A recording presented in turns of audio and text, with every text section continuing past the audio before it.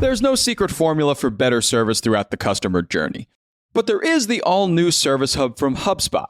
It makes it infinitely easier to scale customer support and increase retention. By bringing service and support together in one powerful platform, you can deliver the best experiences for your customers and your teams.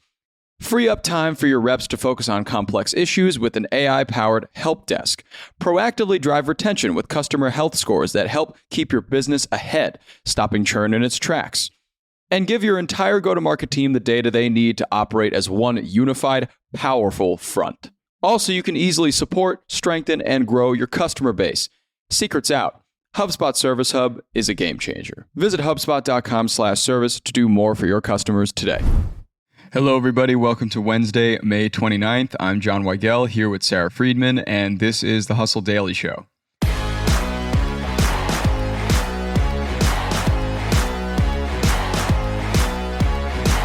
AI voice assistants taking your order, robots grilling your burger. The food industry is going through some changes right now. The National Restaurant Association's annual trade show revealed many more innovations, including more plant-based options, robots, of course, and eco-friendly delivery. So, what is the future of food, and what role do AI and VR play in it? We'll get to that in a bit, but first let's give you the hits and headlines in business and tech.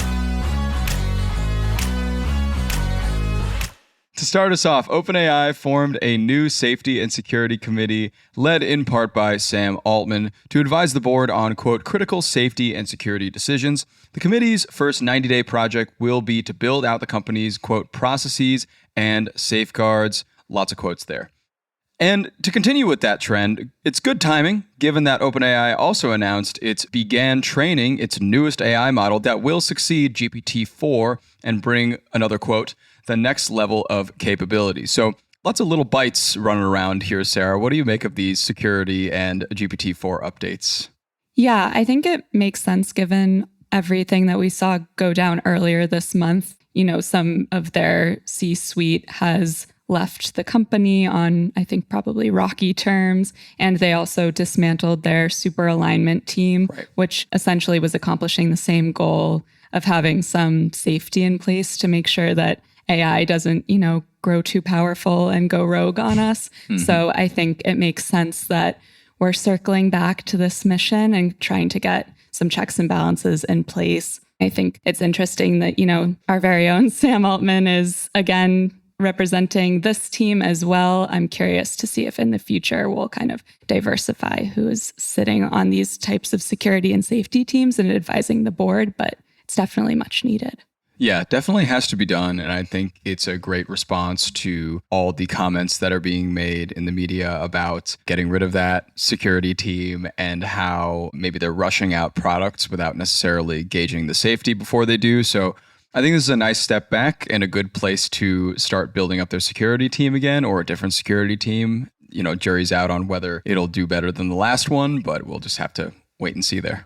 Okay, up next, T-Mobile will acquire most of U.S. Cellular's business, including its stores, customers, and about 30% of its spectrum assets. The deal is for $4.4 billion to improve coverage in rural locations. So T-Mobile trying to expand their network all over the U.S.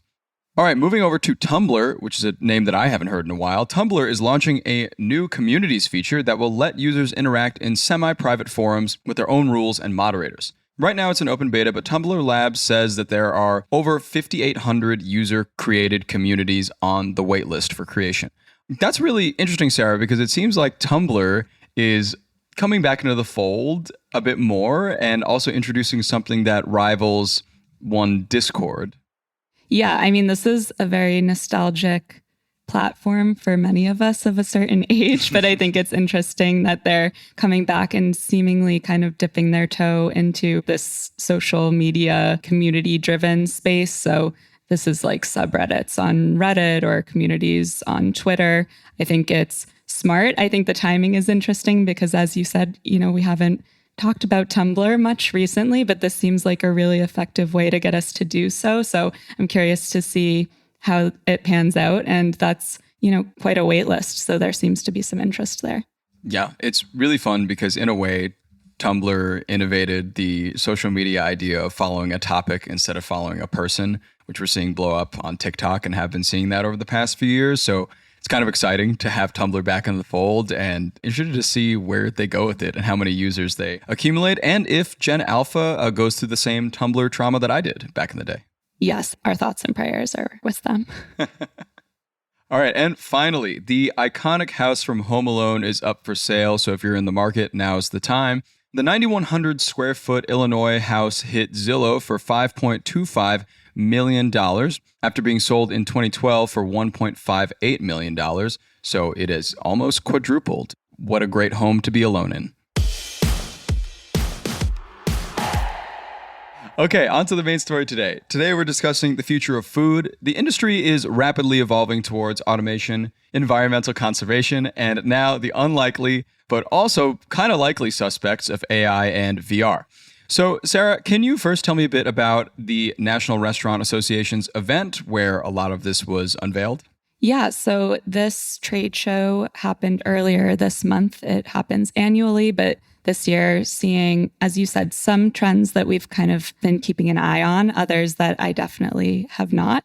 We'll start with the more predictable ones. I think first and foremost, THC infused drinks, not shocking given we've talked a lot about reporting around the sober curious movement. People are looking for alternatives to alcohol, or a bit more health conscious, but might still want something to take the edge off. So a lot of THC infused drinks and CBD. And it turns out that hemp specifically, a form of cannabis that has less than 0.3% of THC, is something that beverage manufacturers are using a lot for these types of drinks because they're able to actually find loopholes in marijuana regulations around the country. So that is becoming incredibly popular in the beverage space. Mm-hmm. And then AI and automation, not shocking whatsoever. So there were, autonomous burger grills, robot food runners, and we've seen a lot in drive-thrus and kiosks for ordering AI voice assistants. Nothing new here. And then lastly, I think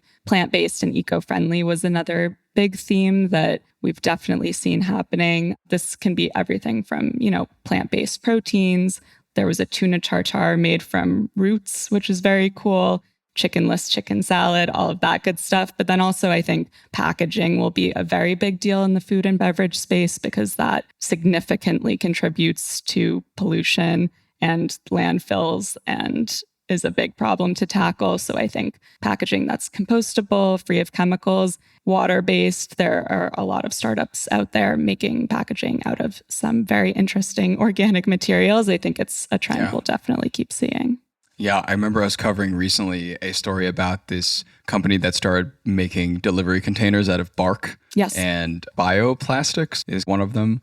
I mean, I'm sure it focused on a lot of things that are around food, like the food industry, like you talked about AI and automation, how that's kind of making an impact on the food industry. But also, I really enjoy how it kind of focused on things that are consumable as well, like the THC-infused drinks. Were there any big surprises that came across throughout this event for the food industry going forward that you think were particularly ridiculous?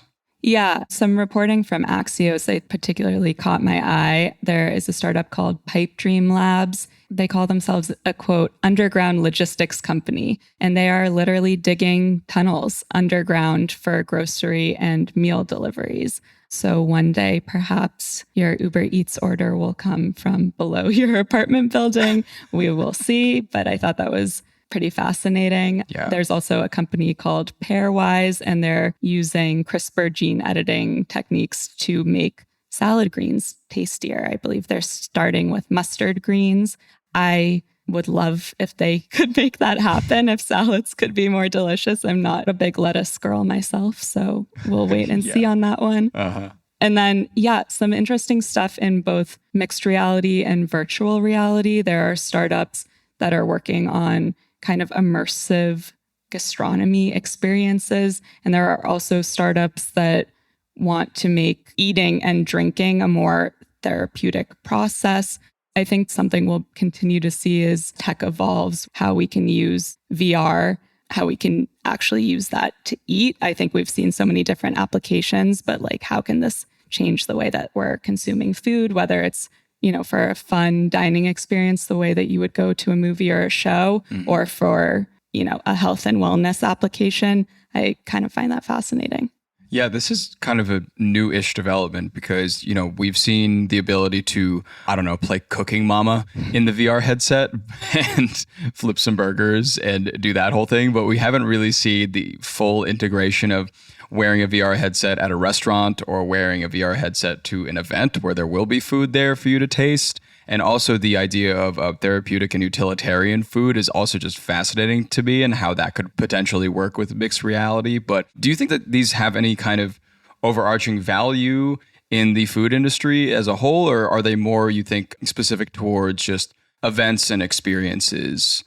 I mean, I feel like oftentimes with these kinds of things, we come back to training applications. So maybe getting chefs up to speed or line cooks or people behind the scenes. I could see an argument for this being an effective way to train your staff. It kind of makes me think of when that trend happened that you were having meals in pitch black and people were interested in these types of experiences. And we cover a lot of different experiential theater. And I think it's something that people want. I think we're even talking this week about movie theaters that are spraying water and piping in the smell of chocolate. So I think that's the other application here, is to kind of transform the dining experience from more than just sitting at a table, ordering from the menu, into something that's a little less expected. And I think it could take a lot of exciting turns if used correctly. Yeah, really interesting. So eating in 4D yes, will be coming to us pretty soon, is what we have to say today. It sounds like it just might be.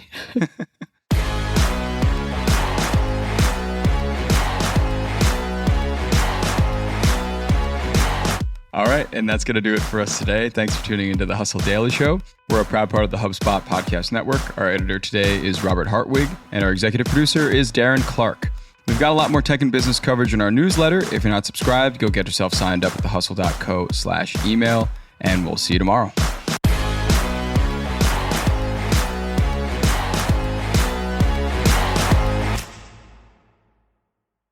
Hey, everybody, I got a great podcast to tell you about. It's called Truth, Lies, and Work, and it's brought to you by the HubSpot Podcast Network, the audio destination for business professionals. On this show, you can join husband and wife team Al and Leanne Elliott as they dispel myths, impart wisdom, and answer all your questions about finding, keeping, and motivating great people. They actually just did an episode with John Smith, who is the manager and agent of famous Argentinian soccer player Diego Maradona. He talks about in this episode how he was able to manage the global superstar, athlete, celebrity that Maradona is and was. It's a great listen. You better get out there and check it out. And you can listen to Truth, Lies, and Work wherever you get your podcasts.